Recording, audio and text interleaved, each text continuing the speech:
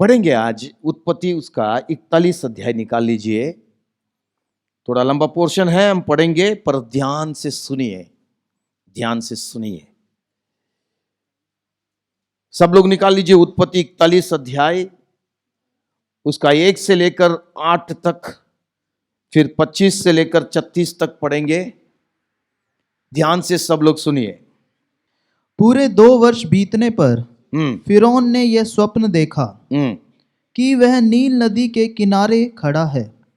फिरौन एक स्वप्न देख रहा है।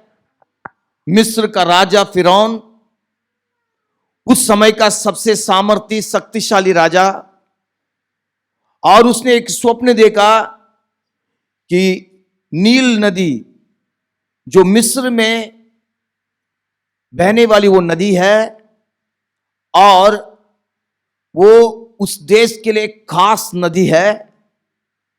केवल सिंचाई के लिए ही नहीं, बल्कि नील नदी को उन लोग पूजते भी हैं, तो उनके लिए महत्वपूर्ण चीज है।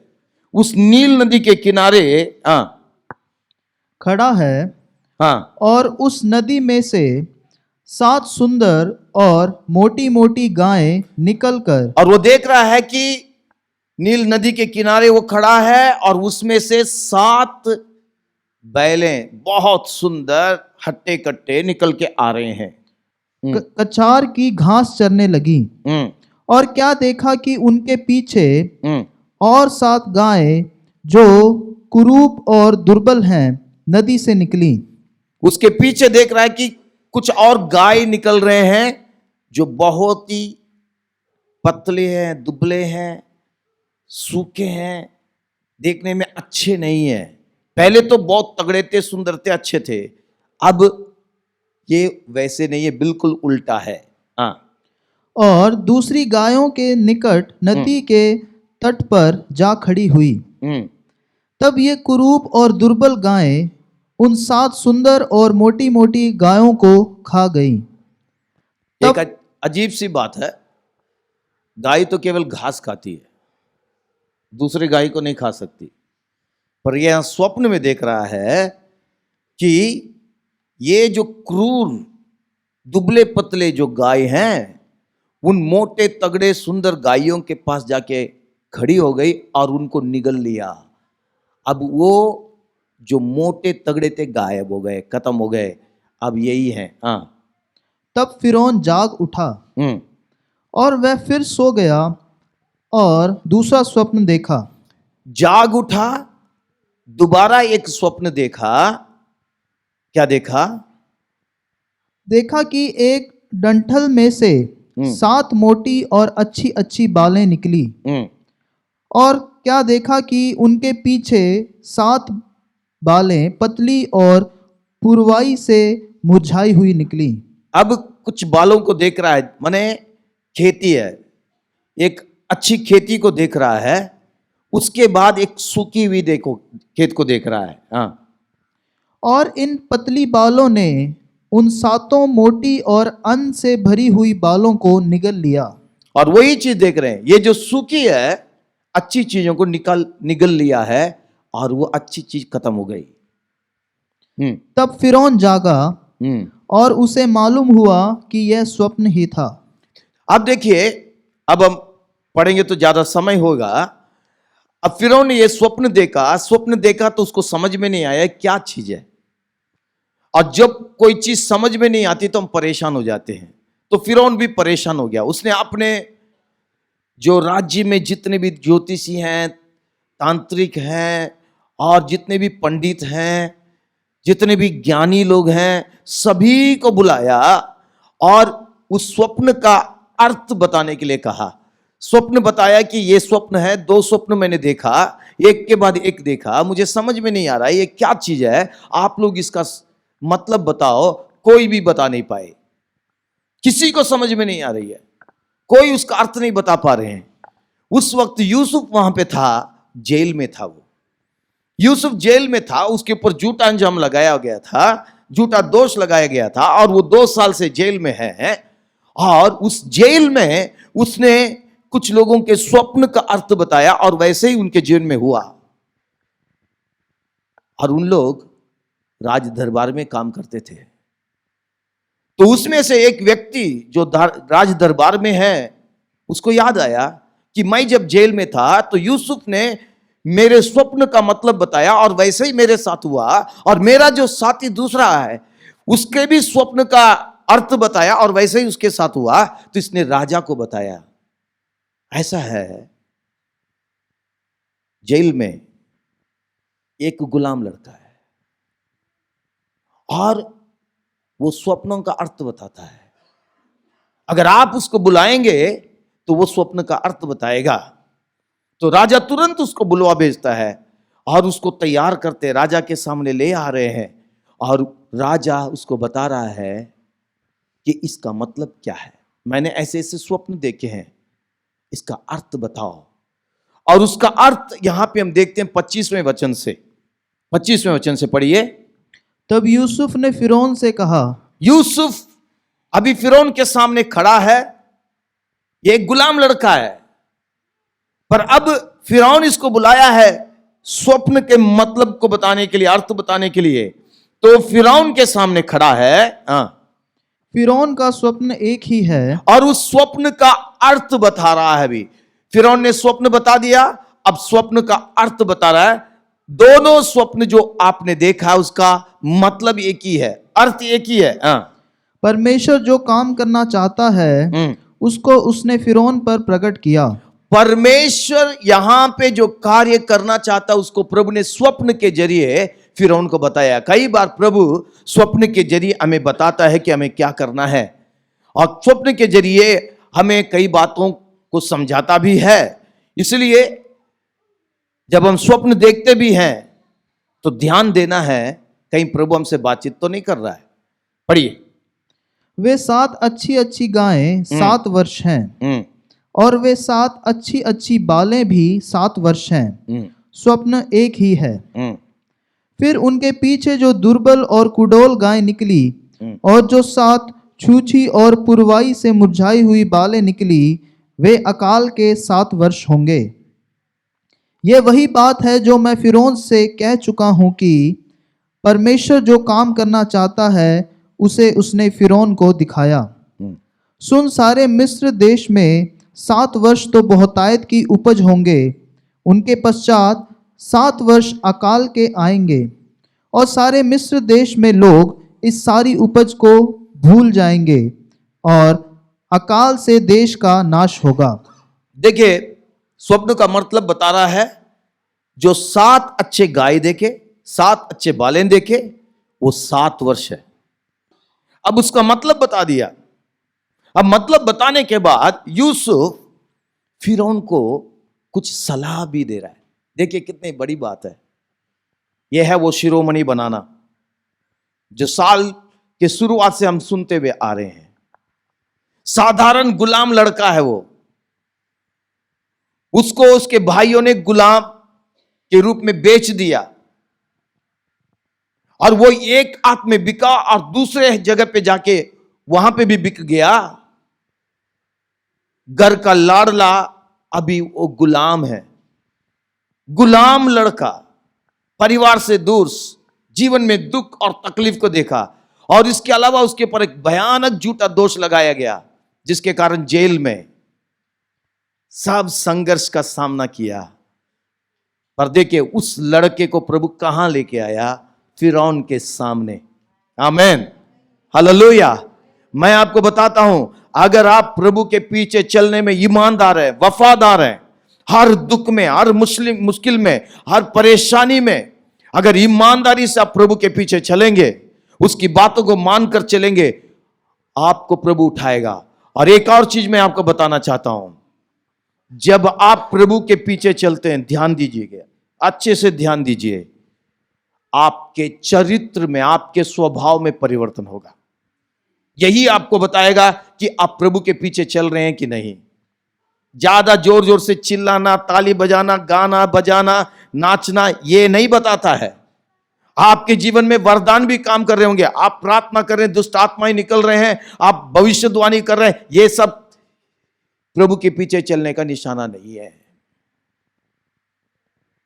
निशाना नहीं है। शैतान भी बड़े बड़े अद्भुत काम करता है।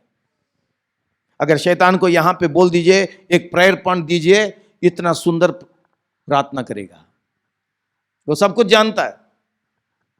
आज शैतान को यहां खड़ा कर दीजिए और उसको बोलिए, एक विषय दे दीजिए, इस विषय पर प्रचार करो, विश्वास के ऊपर, पवित्रता के ऊपर, वरदान के ऊपर, बढ़िया प्रचार करेगा वो।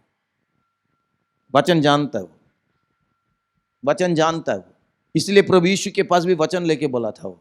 याद रखिए, आपसे ज्यादा, मेरे से ज्यादा वचन शैतान जानता है,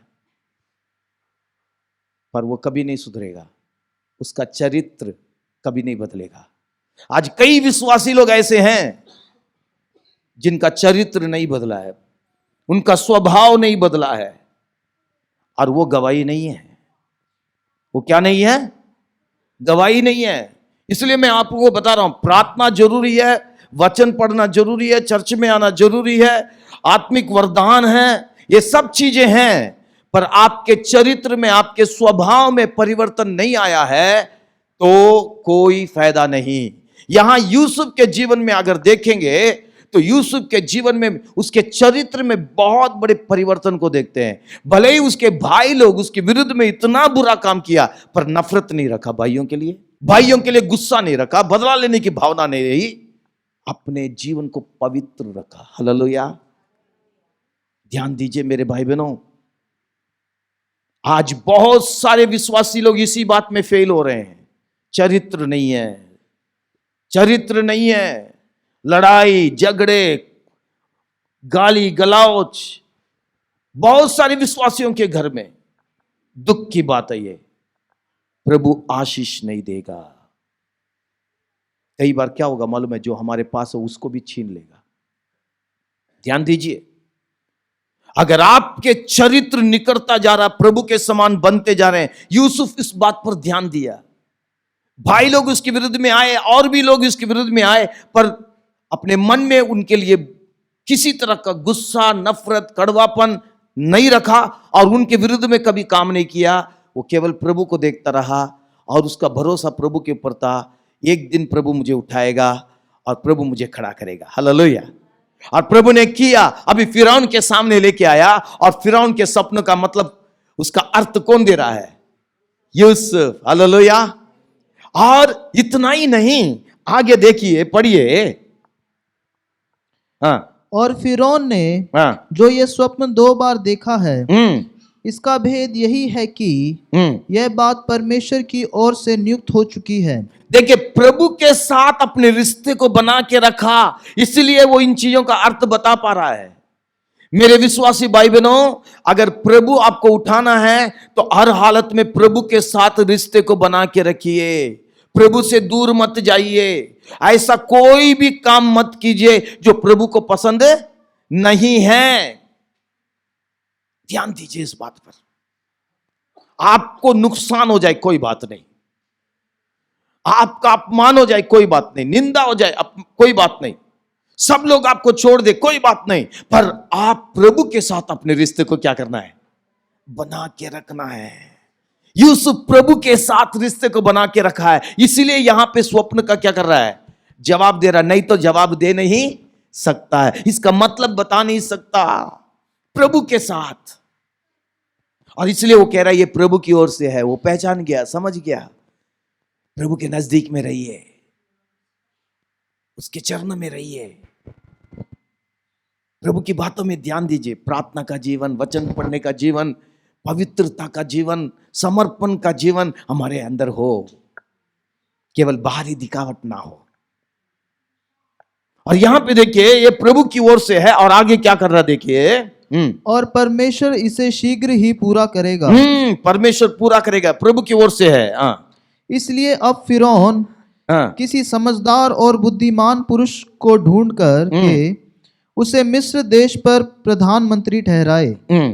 फिरौन यह करे कि देश पर अधिकारियों को नियुक्त करे, और जब तक सुकाल के 7 वर्ष रहें तब तक वह मिस्र देश की उपज का पंचमांश लिया करें।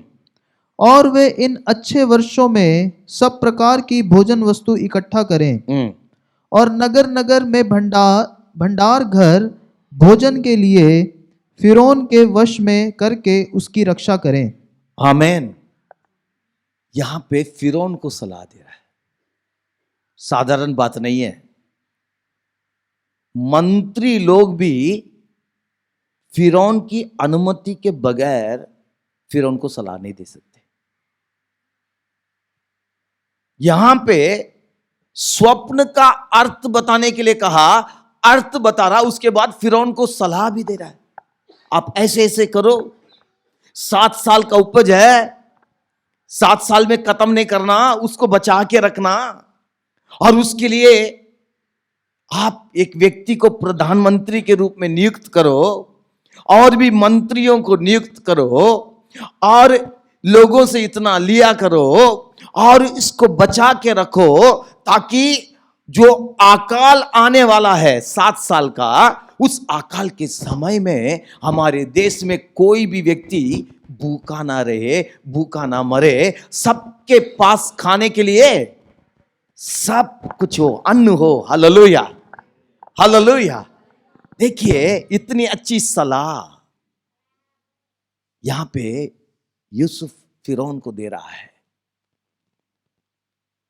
और सब लोग इस बात को सुन के हैरान हो गए। एक और चीज हम पढ़ेंगे, जल्दी से निकालिए मत्ती रचित सुसमाचार उसका 25 अध्याय उसका 14 वचन से। क्योंकि यह उस मनुष्य की सी दशा है जिसने परदेश जाते समय अपने दासों को बुलाकर अपनी संपत्ति उनको सौंप दी।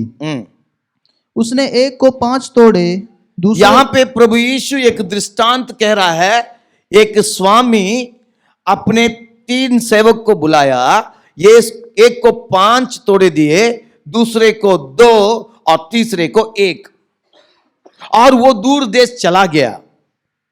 और अभी मैं आपको बता देता हूं, बाद में इसको पढ़िए, ये दृष्टांत हम अच्छे से जानते हैं, समय बचाने के लिए मैं कह रहा हूं।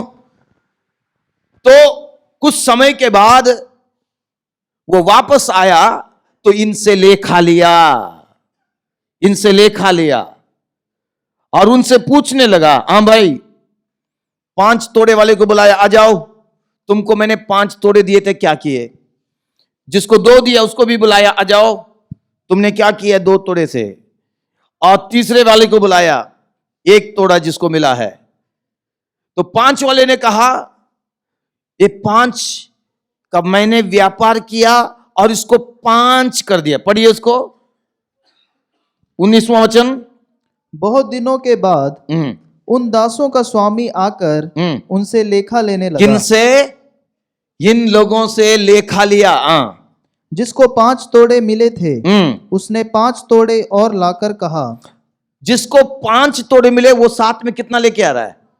5 और लेके आ रहा है। अब कितने हो गए? 10। और उसी तरह जिसने 2 तोड़े पाए वो भी वैसे ही 2 और करके ले आ रहा है। और इनको देख के मालिक बहुत खुश है और क्या जवाब दे रहा, देखिए 21वां वचन पढ़िए। 21 और 23 दोनों एक ही वचन है, पढ़िए।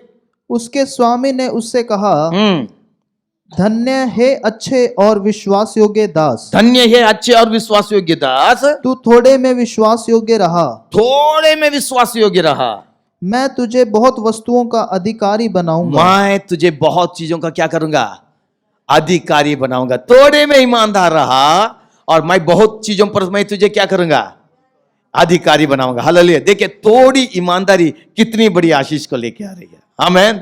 अगर हमारे जीवन में सही ढंग के आशीष नहीं मिल रहा है तो इसका मतलब हम छोटी छोटी चीजों में भी ईमानदार नहीं है। ध्यान दीजिएगा, थोड़ी सी ईमानदारी हमारे जीवन में बड़ी आशीषों को लेके आ रही है। पर जिसको 1 तोड़ा मिला उसने क्या किया? 24वां वचन। तब जिसको 1 तोड़ा मिला था उसने आकर कहा, हे स्वामी, मैं तुझे जानता था कि तू कठोर मनुष्य है, तू जहां कहीं नहीं बोता वहां काटता है और जहां नहीं छींटता वहां से बटोरता है। इसलिए मैं डर गया और जाकर तेरा तोड़ा मिट्टी में छिपा दिया। जिसको एक मिला वो दोष लगाने लग गया, तू कठोर है, तू सही नहीं है, और तूने मुझे एक ही दिया और मैं तेरे से डर गया, मैंने उसको जाके मिट्टी के नीचे दबा दिया, और ये ले लो, आपने एक दिया, एक ले लो। उसको स्वामी ने क्या जवाब दिया बताइए, पढ़िए। उसके स्वामी ने उसे उत्तर दिया, हे दुष्ट और आलसी दास, जब तू यह जानता था कि जहां मैंने नहीं बोया वहां से काटता हूं और जहां मैंने नहीं छीटा वहां से बटोरता हूं, तो तुझे चाहिए था कि मेरा रुपया सराफों को दे देता, तब मैं आकर अपना धन ब्याज समेत ले लेता। इसलिए वह तोड़ा उससे ले लो, और जिसके पास 10 तोड़े हैं उसको दे दो। जिसके पास है उसको दे दो, जिसके पास नहीं है उससे ले लो।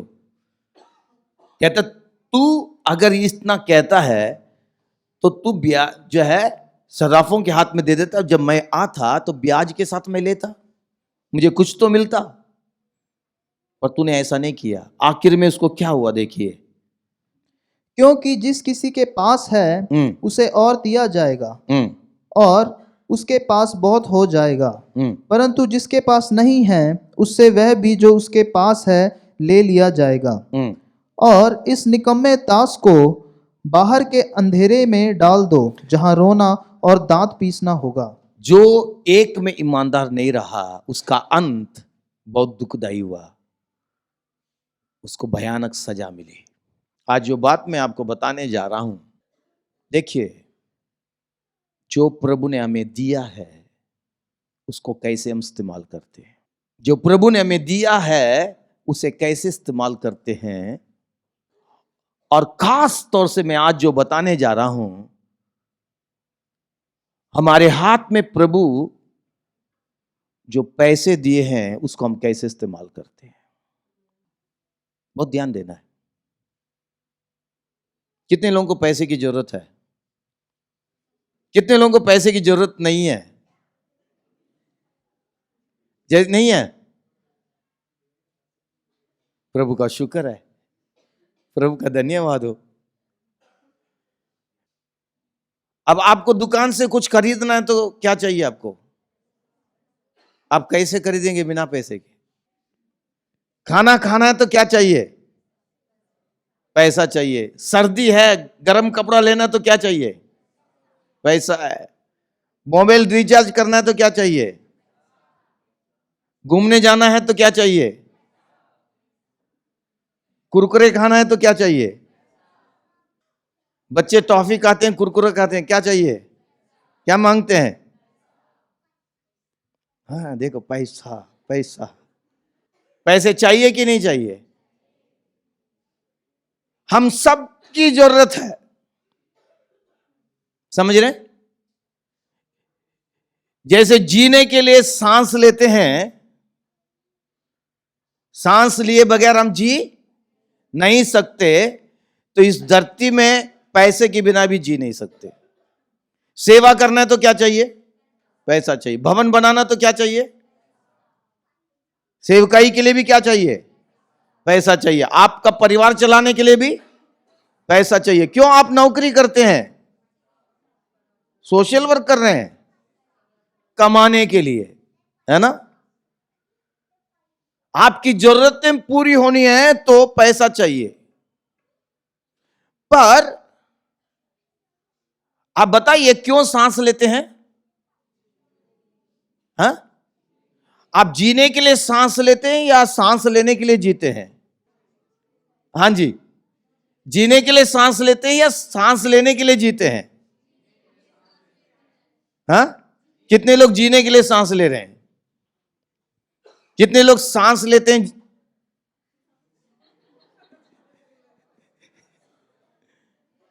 कितने लोग सांस लेने के लिए जीते हैं? कोई भी नहीं। पैसा भी ऐसा ही है। जीने के लिए, दुनिया में जीने के लिए हमें क्या चाहिए? क्या चाहिए? पैसा चाहिए। अभी चर्च में आना है, ई रिक्शा के लिए देना है तो क्या चाहिए? पैसा चाहिए। भेंट में देने के लिए क्या चाहिए? पैसा चाहिए। तो जीने के लिए दुनिया में हमारी जरूरतें पूरी होने के लिए पैसा चाहिए, पर पैसे के लिए नहीं जीना है। आमीन। पैसे के लिए नहीं जीना है। दोनों में बहुत फर्क है। आज दुनिया किसके लिए जी रही है? पैसा पैसा पैसा पैसा। दुनियादारी लोगों को तो छोड़िए, मसीह लोग भी एतवार का दिन चर्च क्यों नहीं आ रहे? नहीं, कमाना है जी, काम में जाना है, मेरी एक दिहाड़ी खराब हो जाएगी। बच्चे लोग पढ़ रहे हैं, नहीं ट्यूशन जाना है। क्यों? नहीं मेरी पढ़ाई खराब हो जाएगी, नहीं तो कल मैं आईपीएस कैसे बनूंगा, डॉक्टर कैसे बनूंगा। पढ़ना है। वो भी किस बात के लिए? कमाने के लिए, है ना। डॉक्टर बन के हम सोशल वर्क करने के लिए थोड़ी कर रहे हैं।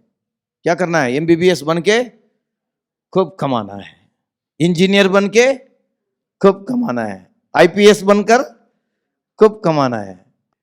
तो जीने के लिए हमें पैसा चाहिए, पर पैसे के लिए नहीं जीना है। वचन में लिखा है पैसे का लोभ, है ना, पैसे का लोभ। आज दुनिया क्या कर रही है? पैसे का लोभ। पैसा लोग क्या करता है? पहला तिमोथी 6:10 क्या लिखा वहां पे? क्योंकि हाँ, रुपए का लोभ रुपये का लोभ सब प्रकार की बुराइयों की जड़ है। सब प्रकार की बुराइयों का क्या है? जड़ है। पैसे का लोभ बुराइयों का जड़ है। इसलिए प्रभु यीशु ने कहा कि सावधान रहो। लूका 12:15 पढ़िए।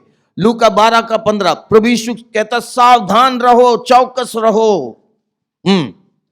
और उसने उनसे कहा हाँ, चौकस रहो, चौकस रहो और हर प्रकार के लोभ से अपने आप हर प्रकार के लोभ से क्या करो? अपने आप को बचाए रखो। अपने आप को बचाए रहो। क्योंकि किसी का जीवन उसकी संपत्ति की बहुतायत से नहीं उसकी होता। संपत्ति की बहुतायत से नहीं है। आपको ध्यान रखना है कि आपकी संपत्ति के आधार पर आपका जीवन नहीं है। पैसे का मामला आता है तो याद रखिए, पैसा में चाहिए, आपको चाहिए, मुझे चाहिए, सबको चाहिए। बच्चों को भी चाहिए, बुजुर्गों को भी चाहिए, जवानों को भी चाहिए, सबको चाहिए।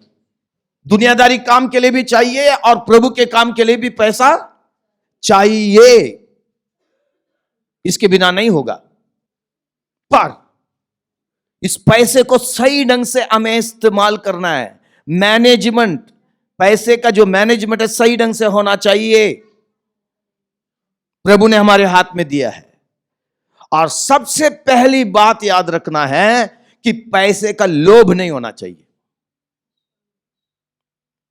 लालच।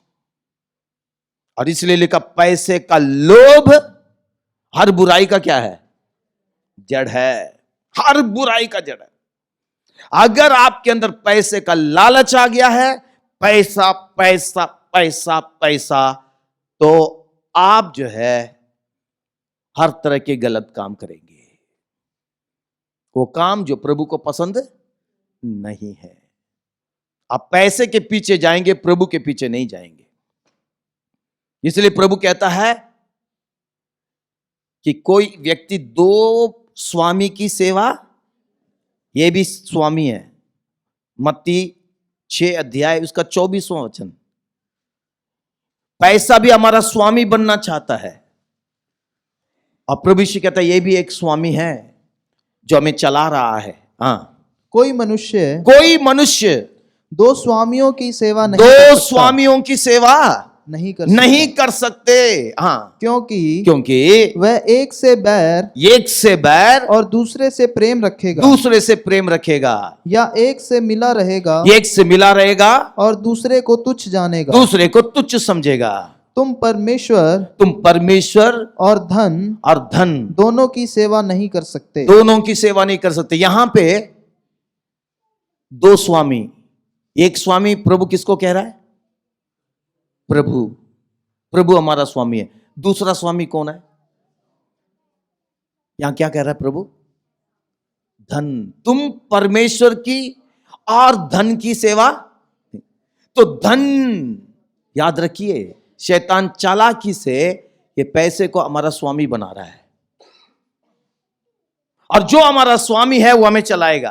तो पैसा हमें चला रहा है, पैसा हमें नहीं चलाना चाहिए, हमें पैसे को चलाना चाहिए। आमीन। हमारा जेब हमें चलाना नहीं चाहिए, हम जो है इस जेब को चलाएं। ये हमारे नियंत्रण में होना है, इसके नियंत्रण में हमें नहीं होना। आज बहुत सारे लोग पैसे के नियंत्रण में हैं, ये पैसे को नहीं चला रहे, पैसा इनको चला रहा है। जेब, हाँ जी ये कर ले, वो कर ले, ऐसा कर ले, वैसा कर ले, पैसा चला रहा है और उसके पीछे भाग रहे हैं। और पैसा कहता है मुझे और तुम पाओ, मुझे और तुम पाओ, तो ये कर लेगा। इसलिए हम कई बार क्या करते हैं, हम आराधना में नहीं आते, नहीं जी आज काम है, आज फलाना चीज है,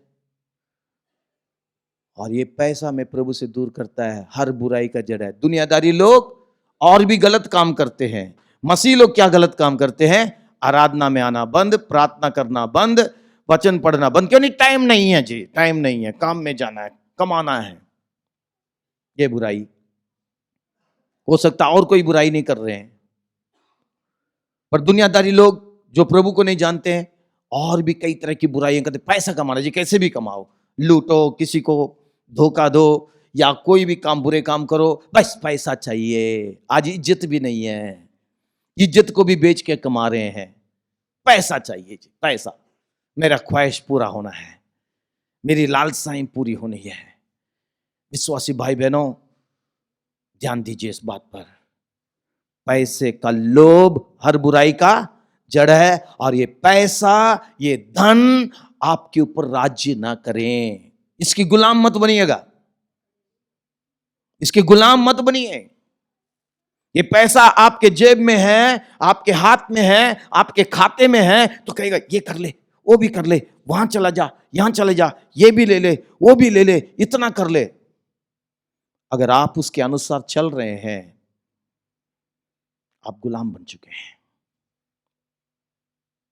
क्योंकि नियंत्रण में नहीं है, बेकाबू चल रहा है, फालतू का खर्चा हो रहा है, बेकार की चीजों में आपका पैसा खर्च हो रहा है, खाने में, पहनने में, सजाने में, कई चीजों में बेकार में आपका पैसा जा रहा है, और आप महसूस नहीं कर रहे हैं, और इस शरीर की लालसाओं को पूरा कर रहे हैं, और दिखाने के लिए बहुत कुछ कर रहे हैं। दिखाना है, कई बार जरूरत है, वो जरूरतें अलग है, पर कई बार हम दिखाने के लिए, और हमारे पास नहीं है तो और यहां से ले लें, वहां से ले लें। ध्यान दीजिएगा, पैसा आपके जीवन में राज्य ना करें। कौन राज्य करे? प्रभु राज्य। प्रभु राज्य करेगा तो प्रभु बताएगा नहीं, इस चीज के लिए तुम खर्च नहीं कर सकते। तब आपके हाथ में ये नियंत्रण में रहेगा, फालतू का खर्चा नहीं। नहीं नहीं, अभी ये सब लेने की जरूरत नहीं, ये सब खाने की जरूरत नहीं है, ये सब खर्च करने की जरूरत नहीं, इतना सब कुछ करने की जरूरत नहीं है। सेल लगे होंगे, हर सेल में जाने की जरूरत नहीं है। समझ रहे? और गलत जगह पर आजकल कई विश्वासी लोग, भाई लोग, ध्यान दीजिए, ये भी चल रहा है और ये भी चल रहा है। विश्वासी लोग पैसे के गुलाम हैं आप। शैतान आपको पैसे के गुलाम बना दिया, चल ये कर। बहन लोग, यहां सारे रंग करना है, क्या ये अच्छा नहीं लग रहा है? फालतू का खर्चा, इसको निकाल के यहां पे अपना रंग लगा रहे। तो प्रभु कहता है अरे मैं फिर पहले ही मैं निकाल के बेच देता तुमको। अगर प्रभु इसको पहले ही निकाल के बेचता तो बता, अरे यार ये कैसे बनता है, कैसे दिख रहा है ये, तब आपको बुरा लगेगा। जब प्रभु इसके साथ बेचता तो खुद हम निकाल रहे हैं और उसको फिर हम अपने आप कर रहे हैं। फालतू का खर्चा है, फालतू का। समझ रहे हैं? आप पैसे के गुलाम हो गए हैं। अच्छे दिखिए, पर उसके लिए ये नहीं कि एक्स्ट्रा फिटिंग नहीं होना चाहिए। जब कंपनी वाले गाड़ी बनाते हैं ना, अगर उसमें आप अगर कोई एक्स्ट्रा फिटिंग करते हैं तो चालान लग जाएगा आपको, नहीं कर सकते आप, वो कानून है, नियम है। पर मसीहत में हम अपने जीवन में प्रभु ने जैसा हमें बनाया उसमें तो हम खुश है ही नहीं, फालतू में, कई चीजों में हम फालतू में खर्च कर रहे हैं। बूढ़े हो गए तो बाल तो सफेद होंगे होंगे, उसको काला करके क्या करेंगे आप? नहीं जी जवान दिखना। एक बार एक जन कह रहे थे 70 साल के में, नहीं मैं अभी भी जवान दिखना चाहता हूं, मैं इसलिए डाई करता हूं, पर उसका शरीर तो दिखा ही रहा है कि 70 साल का है।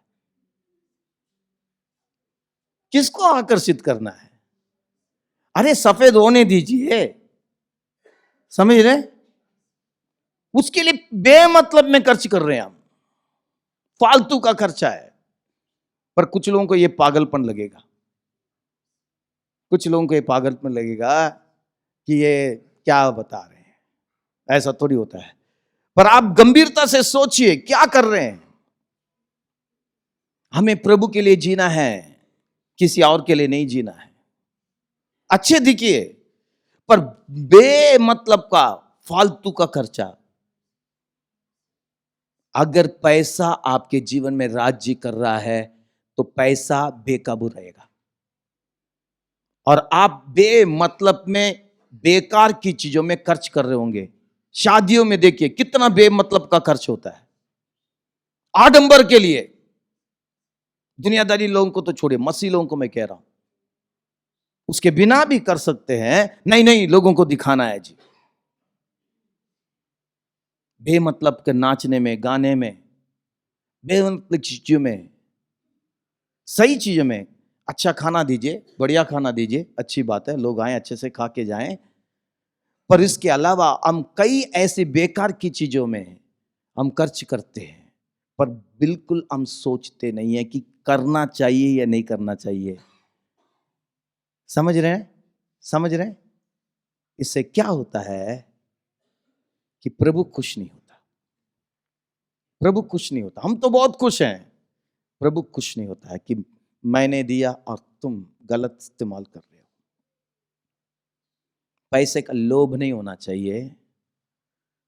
दूसरा, पहला तिमोथी उसका 6 अध्याय 17 वचन पढ़िए, 17 वचन पढ़िए। आज थोड़ा सा समय जाएगा तो आप चिंता ना कीजिए, मैं कुछ जरूरी बातें बताना चाहता हूं आपको।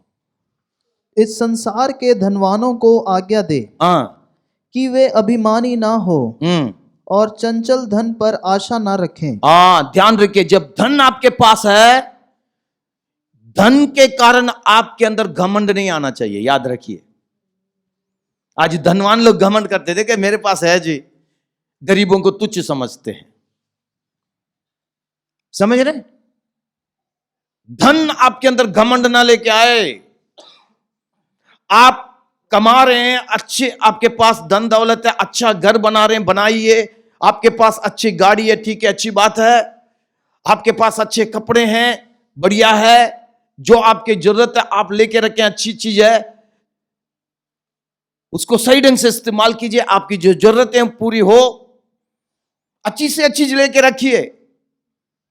प्रभु ने आपको दिया है तो इस्तेमाल कीजिए, पर कभी घमंड मत कीजिए। ना तो पैसे का लालच होना चाहिए, ना पैसे का घमंड। नहीं, प्रभु को पसंद नहीं है, प्रभु को वो पसंद नहीं है। आपके पास धन है तो कभी घमंड मत कीजिएगा, घमंड मत कीजिए। अगर घमंड करेंगे तो परमेश्वर आपके विरुद्ध में उठेगा। अहंकारियों का प्रभु सामना करता है। कभी भी घमंड मत कीजिए। और यहां पे एक और बात लिखा है, उस पैसे पर भरोसा ना करें। उस पैसे पर क्या ना करें? भरोसा ना करें। पैसा सब कुछ नहीं है, पैसा सब कुछ नहीं है। उस पैसे के ऊपर भरोसा मत रखिएगा। भरोसा आपका किसके ऊपर हो? परमेश्वर के ऊपर हो। नहीं जी मैं अच्छे से कमा रहा हूं, मेरे पास अच्छे से धन दौलत है, मेरे बैंक में इतने पैसे हैं, और इसलिए मैं सब कुछ कर सकता हूं। नहीं, लॉकडाउन ने हमें अच्छा सिखाया। गरीबों को तो छोड़िए, बड़े बड़े अमीर लोग, पैसा है फिर भी घर से बाहर नहीं निकल पा रहे, कुछ खरीद नहीं पा रहे, कुछ कर नहीं पा रहे। करोड़पति लोग भी देखे ना आप लोग ने, क्या हुआ? धन बचा पाया उनको? कितने अमीर लोगों की जान गई है, क्या बचा पाए? क्या धन उनको बचा पाया? नहीं। इस पैसे पर भरोसा मत कीजिए, ये धोखा देगा आपको, ये धोखा देगा, ये आपकी जिंदगी को बर्बाद कर देगा। पैसे के मामले में हमारा दृष्टिकोण सही होना चाहिए, हमारी सोच सही होनी चाहिए, हमारा व्यवहार सही होना चाहिए, तभी हम उसको सही ढंग से इस्तेमाल करेंगे, सही तरीके से इस्तेमाल करेंगे। और कई बार मैंने इस बात को देखा है, ज्यादातर समय में पैसे को सही ढंग से इस्तेमाल नहीं करने के कारण कई लोग आर्थिक तंगी में हैं, कई लोग आर्थिक तंगी में हैं। ये जो दो बातें हमने पढ़ी है बाइबल में, यहां पे एक चीज जो बताना चाहता हूं, सही तरीके का इस्तेमाल करना। अगर आप सही ढंग से इस्तेमाल करेंगे तो आगे आपके लिए फायदा होगा। आमीन। आगे आपके लिए फायदा होगा। पैसे को सही ढंग से इस्तेमाल कीजिए। ये पूरे साल आपने कैसे इस्तेमाल किया मालूम नहीं, नए साल में जब आप प्रवेश करेंगे तो नए साल में आप सही ढंग से इस्तेमाल करें, और उस बात को देख के प्रभु कहेगा, शाबाश, तुम थोड़े में ईमानदार रहे, मैं तुम्हें बहुतायत में क्या करूंगा? अधिकारी बनाऊंगा। हालेलुया। और ये उत्पत्ति उसके 41 अध्याय के 33वें वचन में यूसुफ फिरौन को क्या कह रहा, देखिए, पढ़िए। इसलिए हाँ, अब फिरौन किसी समझदार और बुद्धिमान पुरुष को ढूंढकर, बुद्धिमान पुरुष, देखिए, जो समझदार और बुद्धिमान पुरुष है वो पैसे को बड़े अच्छे ढंग से इस्तेमाल करेगा, चाहे वो गरीब हो चाहे अमीर हो, चाहे पढ़ा लिखा हो चाहे अनपढ़ हो, समझ रहे? चाहे उसके पास थोड़ा सा हो या उसके पास ज्यादा हो, वो सही ढंग से इस्तेमाल करेगा, उसको गलत इस्तेमाल नहीं करेगा, क्योंकि वो बुद्धिमान और समझदार है। इसलिए यूसुफ कह रहा है, हे राजा, आप एक बुद्धिमान और समझदार व्यक्ति को नियुक्त करो, हर किसी को मत नियुक्त करो। अगर वो बुद्धिमान और समझदार नहीं है तो सब बेकार कर देगा। कई परिवारों में मैं देखता हूं, उनके पास अच्छी कमाई है पर कर्ज लेके जी रहे हैं, 10-15 दिन में सब कुछ खत्म। अच्छे से कमा रहे हैं, दूसरों से मांग मांग के चल रहे हैं, रोटेशन चल रहा है। क्यों? क्योंकि वो ना तो बुद्धिमान है ना वो समझदार है। यहां पे किसी के घर में, किसी के परिवार में, किसी के जीवन में कर्ज नहीं होना चाहिए। जो समझदार और बुद्धिमान है कर्ज कभी नहीं लेगा। आमीन। कितने लोग आमीन कहते हैं?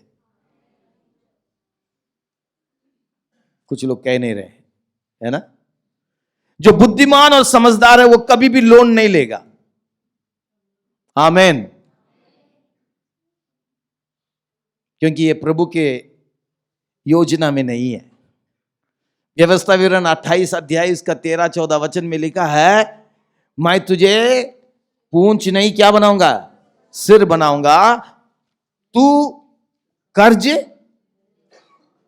लेने वाला नहीं, देने वाला। हालेलुया। प्रभु हमें लेने वाला नहीं बनाएगा, हमें क्या बनाएगा? देने वाला। हम लोग क्या बन रहे हैं? ज्यादातर क्या बन रहे हैं?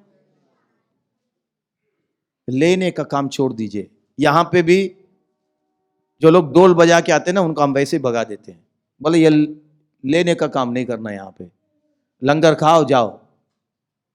नहीं जी, वो फलाना चर्च में उन लोग देते हैं तो देने दो, यहां नहीं होगा, क्योंकि ये गलत काम है, ये प्रभु को पसंद नहीं है। हर चीज में आके मांग रहे हैं, दे दो जी।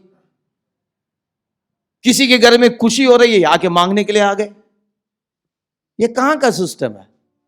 किसी के घर में लड़का पैदा हो गया तो मांगने वाले आ गए, हाँ जी लड़का। अरे तुमको क्या जा रहा है भाई? हमारे घर में लड़का हो रहा है, हमारे घर में शादी हो रही है, हमारे घर में प्रोग्राम हो रहा है, तो इसका मतलब ये थोड़ी कि तुमको हम देते रहे। तुम किस खुशी में आके मांग रहे हो? तुम क्या कर रहे हो यहां पे? कोई काम करे, कोई मदद करे तो ठीक है, यूं ही आके मांग रहे हैं। ऐसे मांगने वालों को कभी मत दीजिएगा, सही चीज नहीं है वो, भगा दीजिए उनको, नहीं मिलेगा, जाओ। क्योंकि पंजाब में एक गलत आदत डाल दिया है कि जो भी मांग रहा है दे दिया, इसलिए मांगने वालों की तादाद भी ज्यादा है, यहां बहुत ज्यादा है। गंदी आदत है, बहुत बुरी आदत है। और दुख की बात है, कुछ लोग मसीह को ग्रहण कर लिए हैं, फिर भी मांग रहे हैं, वही काम कर रहे हैं, प्रभु का अपमान कर रहे हैं। मांगने वालों को कभी मत दीजिएगा, वो गंदी आदत है। और आपको भी कभी किसी से मांगना नहीं चाहिए। लड़के वालों को लड़की के घर से, लड़के वाले कहिए, लड़की के घर से, लड़की के घर से बोल नहीं रहे हैं। लड़के वाले क्या कहते हैं? पहले तो नहीं मांगते, बाद में आ गई, कुछ नहीं लेके आए। गंदी बात है ये लालच है। यहां जितने भी लड़के हैं, याद रखिए, अपने खर्चे से आप लोग शादी करेंगे। हाँ, मेरे पापा ने मुझे सिखाया। हम 2 भाई हैं, 5 बहनें हैं, 5 बहनों के लिए हमने खर्च किया, पर मेरे पिताजी ने कहा नहीं, मेरे बेटे लड़कियों के घर से नहीं लेंगे। और हम दोनों भाइयों की शादी हमारी जगह पर हुई है, लड़की वाले हमारे पास आए। पूछ ले मेरी पत्नी को, बेचारी मुझसे शादी करने के लिए अपनी जगह छोड़ के आई है, तब से मैं अपने पास ही रख लिया। हालेलुया। मैं नहीं गया उनके पास, वो आई मेरे पास। मेरे भाई के साथ भी ऐसे हुआ, क्योंकि मेरे पिताजी हमेशा कहते थे बेटा लड़की वालों को तंग नहीं करना और उनसे कभी लेना नहीं। अभी से हम बर्नी को भी कह रहे हैं, अभी से जमा कर ले और लड़की वालों से कुछ लेना नहीं, लिए मत। दूसरा अपने आप खुशी से आपको दे रहा है प्रभु की ओर से तो ठीक है, पर आपको मांगना नहीं। 16 साल की उम्र से जब से मैंने मसीह को ग्रहण किया, कभी मम्मी पापा के सामने भी हाथ नहीं फैलाया मैंने। मेरे मम्मी पापा से पूछ लीजिए, मेरे भाई बहनों से पूछ लीजिए, कभी भी मैं उनके सामने हाथ नहीं फैलाया। मैंने प्रभु से कहा प्रभु तू मेरा है सब कुछ, अब मैं मांगूंगा तो तुझसे मांगूंगा, मैं किसी और से नहीं मांगूंगा। आमीन। बच्चे लोग भी सीखना, माँ बाप को तंग नहीं करना है कि ये दे दे वो दे दे, नहीं देंगे तो हम नहीं खाना खाएंगे। कभी भी एक गंदी आदत मत रखिएगा, ठीक है बच्चे? नहीं कुरकुरे लेना, चीजी लेना, पैसा दे, नहीं मांगना। क्यों बच्चे? क्या नहीं करना है? मांगना है तो प्रभु से मांगिए, प्रभु देगा आपको, उससे अच्छी चीज देगा। हालेलुया। मांगना है तो किससे मांगना है? प्रभु ने कहा मांगो। किससे मांगने के लिए कहा? उससे जो भी आपको चाहिए प्रभु से मांगिए, प्रभु आपको देगा। देगा या नहीं देगा? देगा या नहीं देगा? कितने लोगों को विश्वास है? अगर सचमुच में आपको विश्वास है तो आप जो है कभी भी किसी और से नहीं मांगेंगे। क्यों मालूम है? जब आप मांगेंगे दूसरा नहीं देगा तो उससे लड़ाई करेंगे आप, उनके साथ आपका अच्छा संबंध नहीं होगा। चर्च में भी एक दूसरे से मांगना नहीं, एक दूसरे से मांगना नहीं। पत्नी भी पति के पीछे पड़ा मत रही है, लेके नहीं देते, लेके नहीं देते। आप प्रभु से मांगिए, आपकी जरूरत है एक बार बता दिए, उसके बाद पीछे मत पड़िए। नहीं जी अभी सेल लगी है, जाना ही जाना, सूट लेना ही लेना है, फिर लड़ाई होगा। पति कहेगा रुक तो जा, थोड़ी देर ठहर जा। क्यों ठहरना? सेल 2 दिन की है, आज आखिरी दिन है, फिर उसके लिए ये डाका थोड़ी मारेगा है? आपको चाहिए तो किससे मांगना है? हाँ जी बताइए, किससे मांगेंगे? कुछ लोग जवाब नहीं दे रहे। हाँ जी, जोर से। बच्चे लोग कह रहे हैं, हालेलुया। अगर बच्चे लोग सीख जाएंगे ना, आप लोग बहुत तरक्की करेंगे। आमीन। आप लोग दूसरों को सिखाने वाले बन जाएंगे, आपका जीवन आदर्श बन जाएगा। आमीन। हमारे बच्चे ऐसे ही बने। किसी से मत मांगिए, मांगना हो तो किससे मांगना है? परमेश्वर से मांगना है। इस पैसे पर भरोसा मत रखिए, इस पैसे के पीछे मत भागिए। दो स्वामी की आप सेवा नहीं। ये पैसा आपके पांव के नीचे रहे, सिर में नहीं। आपके ऊपर केवल प्रभु। आमीन। पर इस पैसे को सही ढंग से इस्तेमाल करना, चाहे आपके पास थोड़ा हो या ज्यादा हो। और याद रखना, ये जो पैसा आपके हाथ में प्रभु दे रहा है, ये आप इसके मालिक नहीं है। आपके पास जो कुछ भी प्रभु ने दिया है, किसी एक भी चीज का आप मालिक नहीं है। मालिक किसको कहते हैं मालूम है? स्वामी किसको कहते हैं मालूम है? हाँ जी, जिसे उसने किसी से नहीं पाया हो, जिसे उसने किसी से ना पाया हो। पहला कुरिन्थियों उसका 4 अध्याय 7वां वचन पढ़िए। 4 अध्याय 7वां वचन पढ़िए जल्दी से। क्योंकि तुझ में और दूसरे में कौन भेद करता है? और तेरे पास क्या है? तेरे पास क्या है जो तूने नहीं पाया, जो तूने किसी और से नहीं पाया? और जबकि हाँ, तूने दूसरे से पाया है, तूने दूसरे से पाया है, तो ऐसा घमंड क्यों करता है? हाँ, याद रखिए। आप काम कर रहे हैं, कमाई कर रहे हैं, सब कुछ ठीक है। आप कहेंगे मैं काम कर रहा हूं, मैं कमा रहा हूं, मेरा है। पर बताइए, आपके काम पर, आपकी कमाई पर किसने आशीष दी है? परमेश्वर। कौन दे रहा है? परमेश्वर है। सब कुछ उसकी ओर से है, सब कुछ हम उससे ही पाए हैं। और दाऊद इस बात को जानता था, इसलिए पहला इतिहास उसका 29वां अध्याय 14 वचन को पढ़ेंगे तो कहता है वो प्रभु के लिए धन दौलत सब दे रहा है, और इतना दे रहा है कि उसकी कोई सीमा नहीं है। 100 टन सोना प्रभु के भवन बनाने के लिए दे रहा है। 100 टन सोना, 1,10,000 किलो सोना दे रहा है। और कहता प्रभु ये सब कुछ तूने दिया, और तुझसे पाके हम वापस तुझको दे रहे हैं। हालेलुया। कई बार हम प्रभु को देते हैं तो भी घमंड करते हैं, मैंने प्रभु को इतना दिया। अरे क्या घमंड करने की बात है?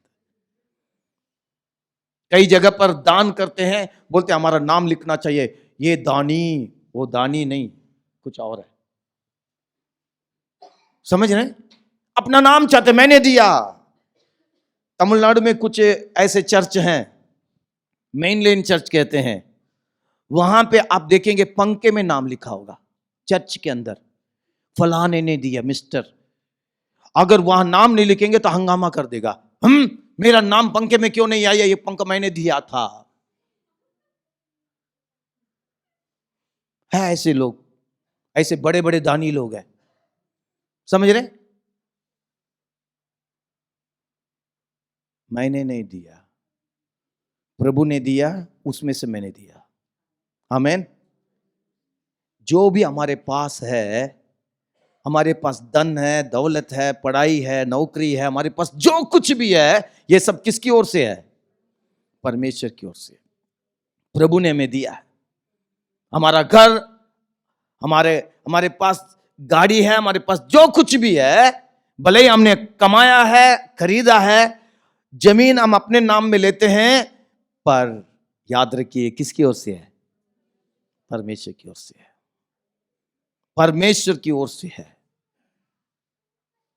और हम इसके भंडारी हैं। पहला कुरिन्थियों 4 अध्याय के 1 और 2 वचन पढ़िए, वहां क्या लिखा देखिए। मनुष्य हमें हम्म मसीह के सेवक हम्म और परमेश्वर के भेदों के भंडारी समझें। भंडारी समझे। भंडारी है, भंडारी का मतलब क्या मालूम है? स्टीवर्ड, संभालने वाला, मैनेजर। मैनेजर मतलब ये मत समझे बड़ा ऊंचा पद है, सब कुछ मैनेज करना है, संभालना है, समझ रहे हैं? लेखा देना है हमें। आज आपके पास जो है, जो कुछ भी आपके पास है, उसका लेखा आपको प्रभु को देना होगा। ध्यान दीजिए, इसलिए जितने भी लोग हैं, आप पैसे को सही ढंग से इस्तेमाल करना सीखिए कि प्रभु आपसे लेखा लेगा। इसलिए इसको संभल के चलाना है, संभल के इसको इस्तेमाल करना है।